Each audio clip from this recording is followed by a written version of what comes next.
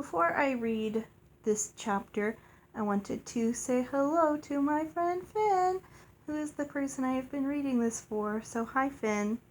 And so if you're not Finn, but you're watching this for some reason, also hi. And in case you're here and you're not Finn, I wanted to plug Finn and her bookmarks. She has a beautiful bookstagram, and it is Fandango. And she has an Etsy shop where she sells her custom bookmarks that she makes. They are fabulous. They're layered paper. This is the one that I've been using in Ella Enchanted. This one is inspired by Hufflepuff, which is what I am. And it is laminated, but I have some others. This one, I don't think it was inspired by any book particularly, but it is beautiful, and I love it. This one is from a book, The Queen's Rising. I haven't read it, but it's so cool and so pretty, and the stars in the constellation shine because they're a silver paper layer underneath. I mean, look at those cool layers. It's so pretty. And a Hobbit door that I love very much. So if you're not Finn and you're watching this, you should go check out Finn on her bookstagram and her Etsy shop. And I will put links to those in the description because that's what people do on YouTube. They say link down below. So I will do that. You should check them out because they are lovely. Anyhoozle, we got chapters to read. Chapter 18. She's probably another supplicant, Cyril said. Come to beg you take away a gift you gave her at birth. Don't turn this one into a squirrel. I can't bear to watch it. Claudia grasped Lucinda's wrist. You can't know squirrels lead charming, contented lives. I'm sure she prefers to be a human maiden. A squirrel? I had to keep her from making a squirrel of me. Abinsa eki ubasu inauxi akiria, I said, wondering if she spoke Eorthian. I had just told her I didn't understand Kyrian. Lucinda's expression softened. I'm sorry, my sweet, she answered in Eorthian. I asked why you were staring at me. You're so beautiful. Let her think me simple. What a darling child. What's your name, dear? Aya. This was Ella in Eorthian. Aya, Aya, E. It's E-L-L-E. And we were previously told that in Eorthian they pronounce their L's as Y's. So, Aya, Aya, Aya. Aya. Aya? I guess? Aya? What a darling child. What's your name, dear? Aya? I can't not say it as a question, though. It's not... What a darling child. What's your name, dear? Aya. This was Ella in Eorthian. Beauty isn't important, Aya. Only what's in your heart is important. Do you understand that? Yes, I'm sorry I stared. No need to worry, sweet child. You did nothing wrong. Her smile was dazzling. Thank you, lady. I curtsied. You may call me Lucinda. She lifted her chin. They would not have me say so, she indicated Cyril and Claudia. But I am a fairy. A fairy? That's why you're so beautiful. My friends are shopkeepers, Cyril said firmly, also in Eorthian. We sell shoes. For tiny feet, Lucinda laughed. For children, Claudia amended. Oh, I said, I don't need shoes, but I need help, magical help. Can you help me, Lady Lucinda? You don't need her help, Claudia said. You should leave her while you still may. I'd be delighted to help you. You see, Claudia, they do need us. Tell me, Aya." "I want more metal, if you please, lady. Whatever anyone tells me to do, I do, whether I want to or not. I've always been this way, but I wish I weren't."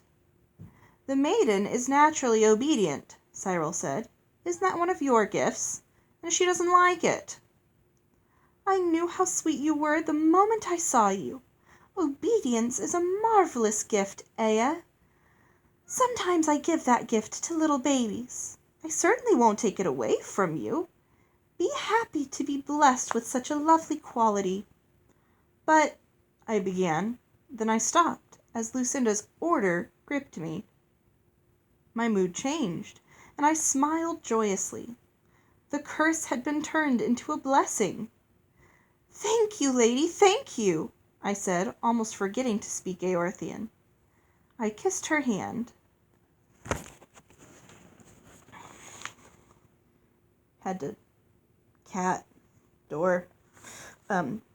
I kissed her hand. There, you don't have to thank me. You only needed to see it in the proper light." She patted my head. "Now run along, Aya." My first order in my new state. I was delighted to obey. I rushed off. I knew I was happy only because I'd been ordered to be, but the happiness was absolute. I still understood why I had always hated Lucinda's gift, but I was glad nonetheless. I imagined future commands, awful ones that would kill me, and I glowed at the idea of obeying them. For the first time since Mother had died, I was free of fear. I would embrace whatever happened. I felt as light as a cloud. I decided to find Father. If anyone would have commands for me, he would. I found him outside Uoxie's house, climbing into his carriage. He turned when he heard my voice, and I received a shock. He was actually pleased to see me. I had never before seen him smile without guile. "Ella, my dear!" I didn't care if he was angry. "I ran away from finishing school." He laughed. I knew the lass had courage. "And are you a lady now, or still a clumsy cook's helper?" "How shall I show you?" "Curtsy for me." I swept him my finest. "Excellent," all his cunning returned. "You are pretty enough. Foolish of me never to have thought of you. Get into the carriage, Eleanor. I trust you will not damage your gown this time." "Shouldn't we say goodbye to Uoxie?" I asked, climbing in. "She won't miss us. She's too heartsore over a gift from a fairy." He frowned. "They say 3 were here, and I never saw a hair of them." The carriage began to move. I didn't care where we were headed. "You are just in time to put your training to use," Father said. "Only tell me what I must do." His eyebrows rose. "This is more transformation than I had hoped for." He was silent for a long while. I began to feel drowsy. "I am a ruined man." His voice startled me. "What?" "I sold an estate that didn't belong to me. The gnomes who bought it have found me out. When we reach Frel, I shall have to repay them, and it will take all I own. I shall have to sell our manor, our furniture, the carriage. And I shall have to sell you, in a manner of speaking. You must marry so that we can be rich again." So that he could be rich again. "Yes, Father, gladly. When?" I understood the monstrousness of his plan, but nothing could lessen my joy at the prospect of obeying. "What did you say?" I said, "Yes, Father, gladly. When?" "You ask when, not to whom? You are so anxious to wed?" "No, Father, only to do your bidding." "What did they do to you at that finishing school? No wonder you ran off." When we reached our manor, Father stayed outside to speak with the coachman, while I hurried inside to find Mandy. She was scrubbing vegetables, and a parrot perched on her shoulder. She hugged me so tight I could barely breathe. "Ella, Ella, my sweet." The parrot squawked in gnomic. "Chalk? Choe choe chalk. I wished she'd never stopped hugging me. I wished I could spend the rest of my life as a child being slightly crushed by someone who loved me. Father spoke from the doorway. I shall be away from home this evening. However, tomorrow we shall entertain. Elvish mushrooms will arrive from the market. They're a delicacy, Mandy. Serve them as a first course for Lady Eleanor and her guest. What guest? Mandy asked after Father left. My husband, perhaps. I'm so glad, Mandy. She dropped the pot she had been washing. It fell into the wash tub, but rose back into her hands a moment later. Your what? The parrot squawked again. Chalk! Mandy had named him Chalk, after his favorite word, which was an exclamation in gnomic meaning oh, or oh my, or even eek. In this case, I'm sure it meant eek.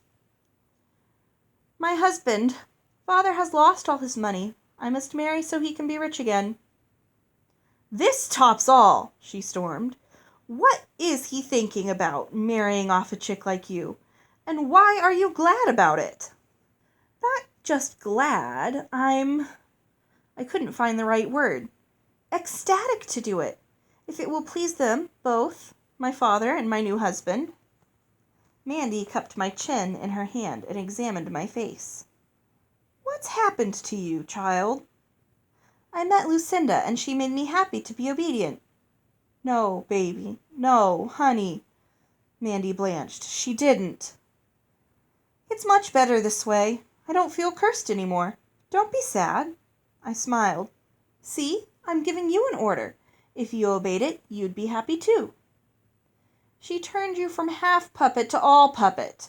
I'm supposed to be glad about that? I didn't answer. While Mandy stood dumbstruck, I looked around the kitchen, greeting every familiar object. Finally she muttered, Lucinda's up to new tricks. Then she spoke to me. I'm starved. Are you ready for dinner, love? We supped together in the kitchen, only the two of us, and the parrot, because Father had dismissed the other servants. He must like my cooking too much to get rid of me, Mandy told me over cold chicken wings and warm bread. She spoke no more of my new obedience, but it must have been on her mind, because she changed toward me. She stopped being bossy. I suppose she wouldn't give Lucinda the satisfaction of using my new state. However, Lucinda wouldn't have known, and I was denied the joy of obeying. The next afternoon we prepared the broth for a fish stew with wild onions, dinner for my guest. I was slicing the onions when a boy brought the mushrooms Father had promised. Their carton bore the label Torlin Carew. Carew meant mushrooms, but I didn't know the meaning of Torlin. Examining the box, Mandy frowned. Sweet, would you look up that Torlin word for me? Torlin. Noun. Justice. Fairness, I read in my dictionary. Torlin Carew.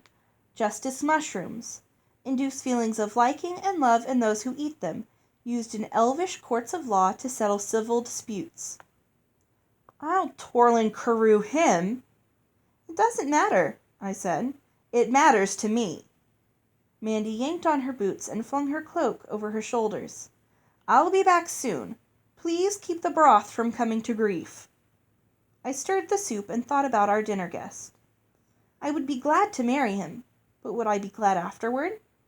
He might be cruel, or dull-witted, or mad. Father wouldn't concern himself with my happiness, only with his own. If he were terrible, Mandy could order me to be contented anyway, or perhaps I could persuade my husband to issue the command. Chalk landed on my shoulder and pecked lightly at my ear. Chalk, jagwamqua azook. Lovely, an order.